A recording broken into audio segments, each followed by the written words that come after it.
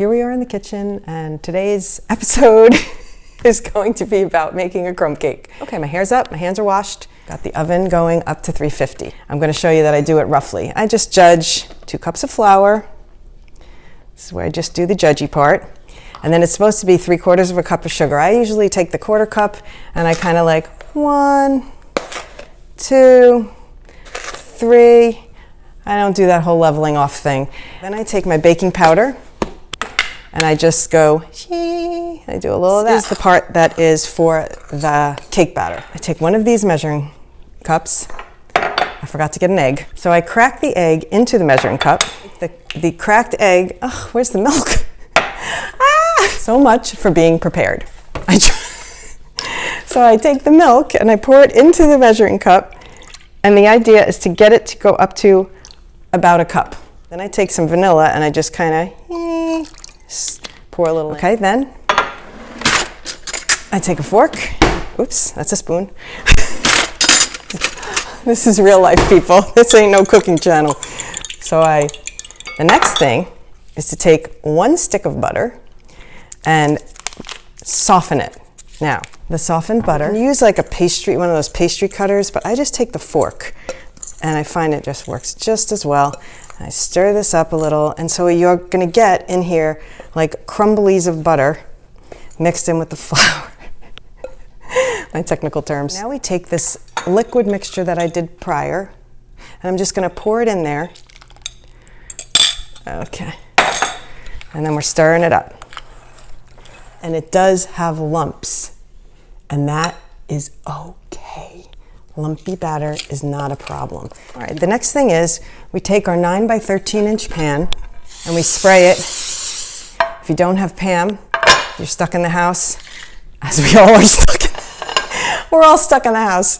Anyway, if you don't have Pam, you could rub a butter stick and then sprinkle flour and puff it around. That's old school. Okay, I'm gonna pour it in there, and you actually have to spread it.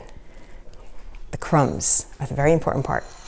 So we take our 3 sticks of butter, and I'm gonna put them in the microwave just till they get soft. Okay, so I have removed my rings. I've cleaned my hands again. The key here is to use your hands for the batter, because it's all about the feel. And if I put gloves on, I won't be able to feel the texture of the crumbs to know if I'm getting it right. It's usually like 3/4 of a cup of brown sugar, so I kind of go a little roughly with the 1/4 cuppy thing, 1, 2, and kind of like 3, like that. Do the same with the white sugar. We're gonna do 3 little scoops of white sugar. Cream it all together before you move to the next step. We've got to add some vanilla.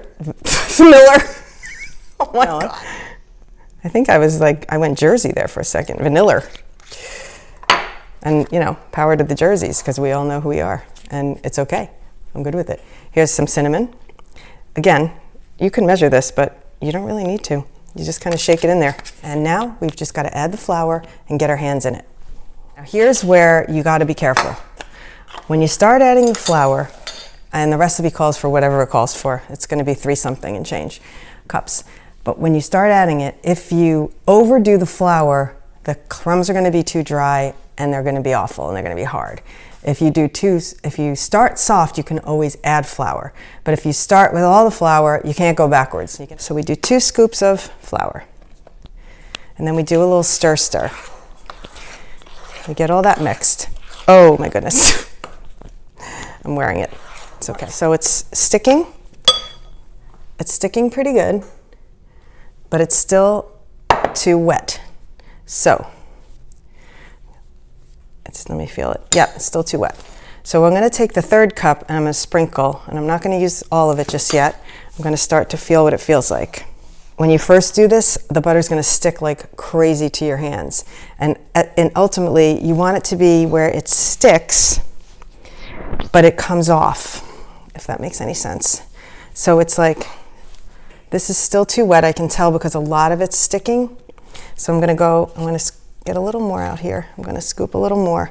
But you see, it's a trial and error thing. You don't wanna go, oh, here the recipe, it says this, and you do, because that, to me, that doesn't work. You've gotta feel it. You can't count on the measuring.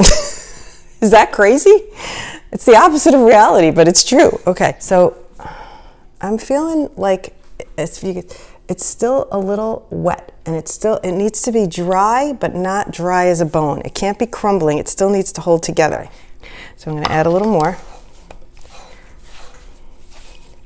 And listen, it's better to keep it under floured than over, even if you make the mistake, because what happens is the crumbs will melt a little more and they just won't hold their shape, but it'll taste better. If you get into the extra flour and the crumbs are really hard, they're really not enjoyable to eat. So we're sprinkling a little bit more. Okay, now I'm feeling it. Now I can tell why I'm feeling it, because they're staying together, but they're a little easier to crumble.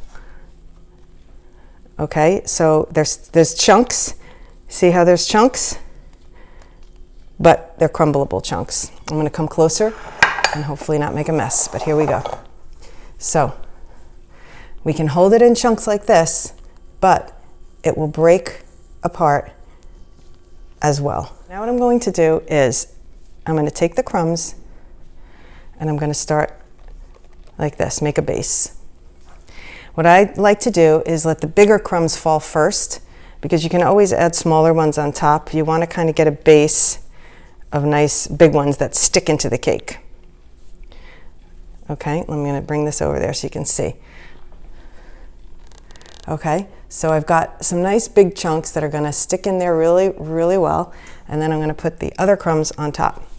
But we're still going to go with the thick ones first. Here we go, and we're crumbing it up, and we're crumbing it up. Isn't this fun? It's one of my favorite things to make. When my friends come to the beach, I always make a crumb cake. They know they can count on the crumb cake. Right, guys? Okay, so it's getting really good and really covered. And I would say, in my expert opinion, is you can never have too many crumbs on a crumb cake. Am I right? Then the other thing I do at the very, very end, things are getting real right now, see? We're good. Look at those crumbs. Is I start to art direct the crumbs. So I start getting like, I'll look at one and I'm like, let's make that one prettier. And I kind of mold it a little, you know, and then I just place them on top so that it's like, it's just a bit more finished looking.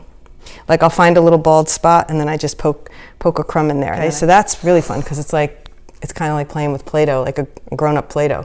So I do a little of this and then I plop it in. And then I pick up a piece and I make a little piece and then I find a spot. And I do this for a while until I feel that I've crumbed it to death. If you comment on this video, it has to be not just an emoji, it has to be words. It has to be 3 words or more. And I'll do a live, story where I pull out the winner. And I'm going to pick 2 winners because I'm going to cut this thing in half. And I'm going to send you half of a crumb cake. Yay! And I'll send it safely, wrapped, and I will make sure that everything in the packaging is like done sanitary, clean hands, the whole works. Because these are Corona times we're living in. And that is it. I'm going to pop it in the oven and then come back to you with a finished cake in about 30 minutes. Here we go. Okay, so it's been about 30 minutes. My oven cooks it at about 35 minutes or so. Here is the golden brown look of it. You can see what I mean about the side. You can kind of see that the cake has cooked. So that's what I do love about the glass pan. And it looks good. Yay! Once it cools off, I sprinkle powdered sugar on top. And like I said, we'll have our little Instagram live drawing and see who's going to have a yummy crumb cake arriving on their doorstep. It's been really fun. I think I need to get a life, but I don't have one right now. This is it.